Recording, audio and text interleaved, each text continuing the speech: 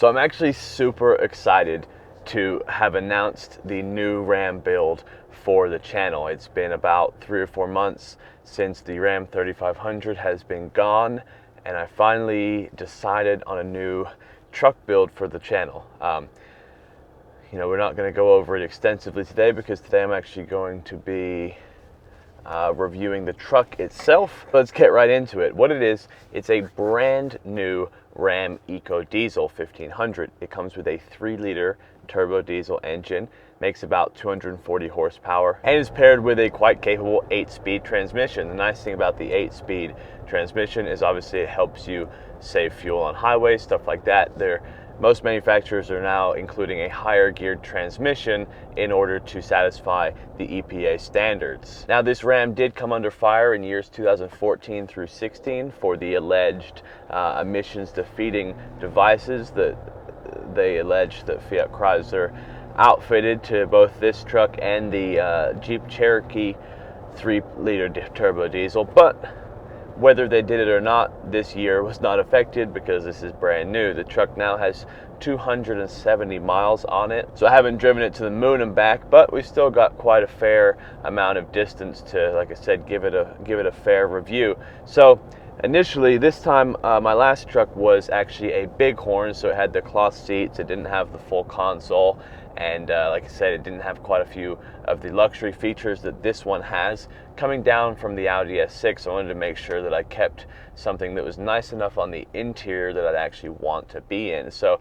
in this Laramie version, I outfitted it with the heated steering wheel and seats, as well as the vented seats in the front. The heated seats are also in the back as well, which is a nice feature for those people in the back riding. The leather wrapped steering wheel is good quality, like it always has been in all my other Ram vehicles. The leather on the seats feels extremely high quality, actually nicer than the Audi. I think you get a lot of quality for not a lot of money in these Laramie option trucks, and definitely compared to the old 3500, which was a Bighorn but still more of a utilitarian spec, I definitely think that this is worth the extra money for the upgrade. It's about a $6,000 upgrade over the Bighorn, but as I said, I think for what you get, you're getting an incredible value. It picks up relatively well for a 3-liter turbo diesel. Obviously, this one is formed in-house by Fiat Chrysler America, so they have the opportunity to test and tune these things to their own standards. It's a $4,200 upgrade over the Hemi engine that is included with the majority of Ram 1500s, but I think it's well worth it, both in resale, in longevity, and in overall performance. I've been driving it for just under a week, and I've only used a quarter of the 26-gallon tank that's included with the Ram 1500. I also got it with a full tank of diesel exhaust fluid and haven't used any so far. I opted for the 5-foot 7-inch short bed, as I believe that the 1500 level truck with the long bed looks kind of funny. If you want the long bed, I think it suits the 25 and 3500 heavy line, but on the 1500, I just don't think it's a good match. I prefer the short bed on the smaller truck. So these aren't a direct correlation to the Cummins turbo diesel, obviously, because it's a different engine and it's about half the size, but compared to the Nissan Titan XD Cummins, which I did review, and it's actually my most viewed video ever, this is a much better performing truck, I believe. The Nissan Titan is based on a 5/8 ton chassis. Well, obviously this is a half ton, so pretty close in comparability.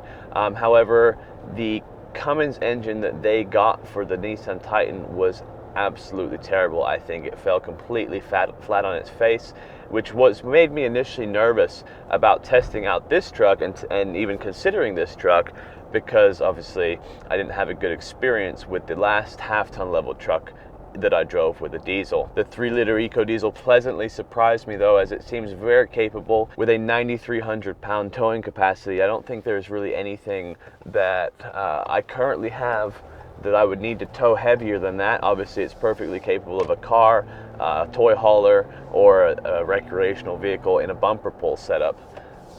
I personally wouldn't put a 5th wheel hitch on a 1500 level truck, but that's just me. I'm sure if you chose to. In terms of interior room, of course, there's tons. There's nobody on this planet I think could complain about the cabin size, space, or quality of these Ram trucks. The back seat has ample footroom, as this is the crew cab. The front seat has ample space. Even with the larger center console that I opted for on this truck, there's no problem. I'm 6'1", just over 200 pounds. I'm not cramped in like the 2014 models, which I think had a wider center console. In terms of tech, we have the Uconnect 8.4-inch screen still with radio, auxiliary, and Sirius XM. The nice thing about choosing a Laramie spec is that actually comes with nav, whereas the lower specs come nav capable, and it is a plus $500 option to get the nav activated. Again, with the Laramie, you also get 5 years of Sirius traffic built in. This comes with the Alpine surround system, as well as very nice leather wrapped door cards. You know, everywhere is just met with quality. The only thing I don't really like on the interior is the imitation wood grain dash, but it's only small outlines, and it is very dark wood, so it's not like it pops out like that bright wood that kind of older cars came with. So I think I can live with it. If worse comes to worse, I can always pop it out and have it painted, or purchase the trims from a lower model car. Going back to towing capacity real quick, this model does come with a trailer brake gain included. It also obviously has tow haul mode. And the nice thing is, rather than having a manual shifting transfer case, it has a 4 square buttons beneath the gear selector knob that allows you to choose between 4-wheel drive auto, 4-wheel drive lock, 4-wheel drive low, and 2-wheel drive. Other nice interior features include a 150-watt AC outlet, auxiliary and USB power in the center console, as well as a deep center console beneath, a phone storage tray right here in the center console with another 12-volt power supply, and a ton of underbench storage and underfloor storage in the back seat. With the Alpine sound system, the passenger rear seat, actually you lose that underseat storage in lieu of the subwoofer, but with the sound system it has, I am very happy to make that change.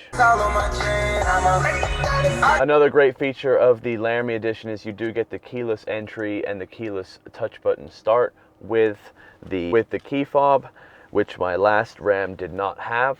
But I think the common thing for the difference between this truck and my last truck is obviously this one is much higher spec'd. Ride quality on the 1500 over the 3500 is vastly improved as well. That's mostly due to this model having independent front suspension using upper and lower control arms rather than the solid front axle that the 3500 has, but that does give you upgradability options if you are to level or lift this truck. One of the other deciding factors for me on the Laramie was the factory installed Fender Flares. Now, I put on Fender Flares on my 3500 aftermarket, but they just weren't the same. I don't know what it is about the aftermarket ones versus the factory ones that I just don't like, but the factory ones will give me that extra protection when I do put the wide wheels on that the aftermarket ones won't. And obviously, if you don't want to get your fenders chewed up, the Laramie offers you that extra protection. Finally, I want to talk about the diff. Obviously, in a 1500 level truck with a diesel, the kind of go-to stigmatism is that you can't tow. However, in this truck, I got the upgraded locking rear axle as well as the 392 gear ratio, so towing shouldn't be an issue. And like I said, we're going to look into that in a later video, but at least I'm assuming that everything will go smoothly, as that's the same exact gear ratio as I had in my 3500 level truck. So like I said, it should be capable of towing anything without stuttering, and it doesn't make the shifts any more harsh. So like I said, I'm pretty happy with it at this point. Other than that, I stick with Ram because I love the body styling. You know what you're getting. It's very comfortable to me. It's very familiar to me, and the features that you get for the price are quite enjoyable. The sticker price on this was just under $56,000. However, with rebates and things of that nature, I managed to walk out with it for only 43 grand. And this is a hell of a car for that price. When you think about it in comparison, it's almost half the price of my Audi S6, which has a lot of the similar features. My plans for the truck. I know obviously you guys who did follow the 3500 build, obviously you're wondering the plans, and this will be quite similar, I suppose. I'm going to be getting the Carly leveling kit, but at this point I'm going to be getting the top spec one with the King shocks, the upper control arms. I haven't chose wheels yet, but I think I'm going to do a 20 by 10 with either a -12 or a -24 offset. I haven't chose tires yet because obviously, you know, if you watch my videos, that I had issues with the Nitto trail grapplers, so I'm in the market for a different set of tires. The only downside of this truck that I've read on the forums so far is sometimes the oil cooler can't keep up when towing, so I am probably going to be getting an H&S oil cooler installed, an aftermarket oil cooler obviously, which keeps the temperatures way down.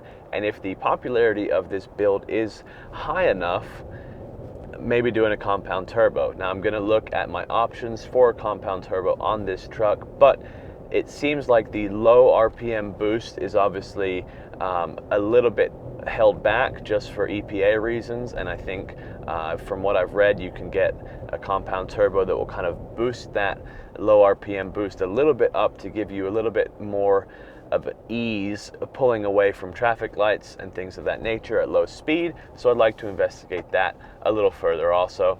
Other than that, it's just going to be a very clean build. So if you guys aren't subscribed, I'd love you to join the channel, join the Flat Out family, and subscribe and follow along the build. If you were here just for the review, I think this truck is a great value for the money. It gives end users a way to have a more comfortable daily driven truck, and you may not need a 35 or a 2500 level vehicle for what you tow. Say you only tow a car, or you have a small travel trailer or something of that nature, and you don't want the bigger truck, the weight capability compared to the size of the truck.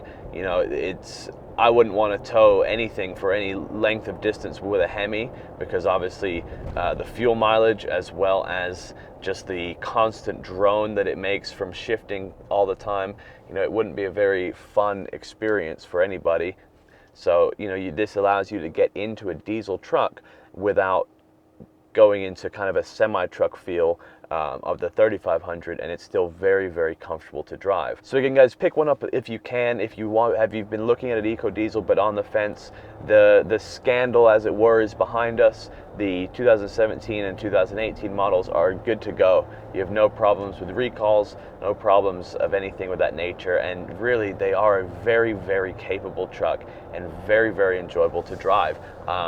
You know, if you followed me at all, you know that I like nice things. I know I like nice trucks, and I know how to spec these out nicely. So I will be going over the window sticker here in a minute for those of you guys who are still interested.